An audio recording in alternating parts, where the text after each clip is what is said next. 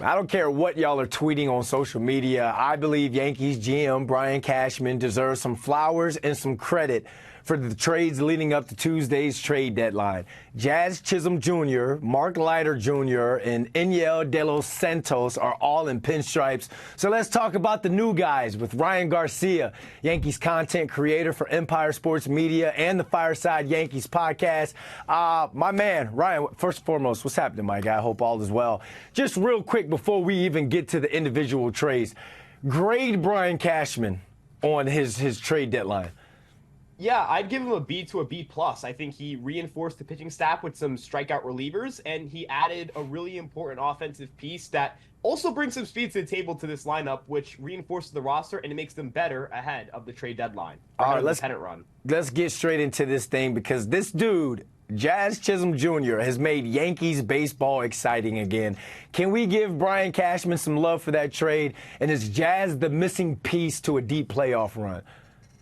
I mean, whether it's Euro stepping across home plate and hitting a go-ahead home run in Philadelphia, which I think, first off, home runs are huge. You want to score runs. But just bringing that energy and that fire to the table, he has an infectious personality. And then you look at the speed he brings to the table. He's immediately the fastest player on the Yankees. He's the best stolen base threat on this team. He has a chance to potentially steal 30 bases this year and hit about 20 to 25 home runs. The Yankees have desperately needed a player like that for a while, and he's learning third base on the fly, and I don't want to jinx it, but he looks pretty darn good over there. Yeah, man, this dude, again, he's so exciting. He's like I saw someone tweet, like he's the Josh Hart of the Yankees. I mean, this dude is, I don't know, man, he fits right in to New York. He's like, I'll give him Odell Beckham Jr. He's the Odell of the Yankees. That exciting. And they weren't just done with Jazz. They addressed the bullpen when they traded for right-handed pitcher Mark Leiter Jr. from the Cubs. And they also brought in Enyel De Los Santos, who's a righty.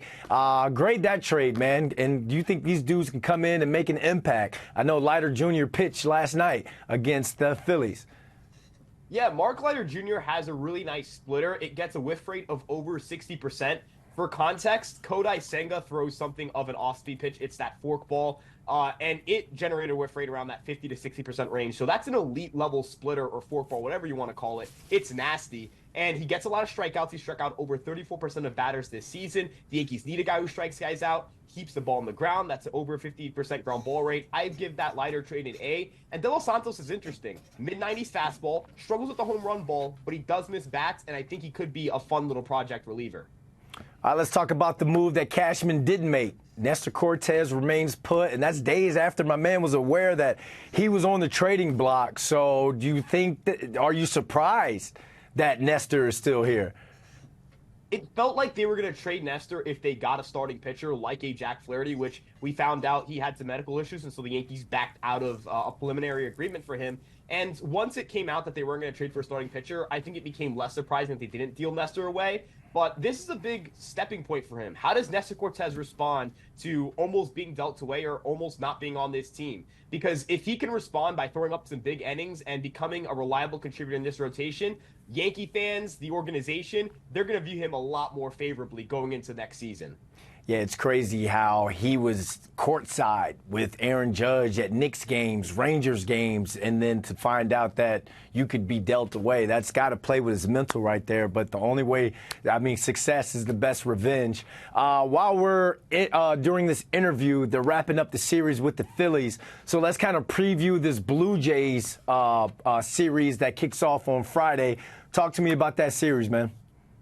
Yeah, the Yankees are going to have some important pitchers making starts. Marcus Stroman and Carlos Rodon will make starts over the weekend. It's important for them to continue to build off of build in and try to get going because Rodon had two really strong starts. Can he keep it going? For Stroman, he's coming off some rough starts. Can he turn it around? The postseason rotation is very much fluid, so those guys, how they pitch is going to determine a lot. And the Blue Jays traded away some key pieces, so that's a depleted Toronto team. You should handle business in New York, and it's important if you're going to beat the Orioles out for the division, you have to handle business against teams that are at the bottom of the division. Right now, the Blue Jays are a last-place team, and they don't have the talent they had that even got them to last place. So you've got to beat down on them. Real quick, you think the Yankees are primed to make a run? I think the Yankees have all the talent on their roster needed to make a run. It comes down to whether they execute or not. And, end of the day, they have the two best players on the planet right now, in my opinion, and Aaron Judge and Juan Soto. They have two of the best rookies on the planet right now, in Austin Wells and Luis Seal. Can they get it done, though? That's the question, and I think they're capable. I just don't know if they'll do it. All right, Ryan Garcia, thanks for jumping on with us, man.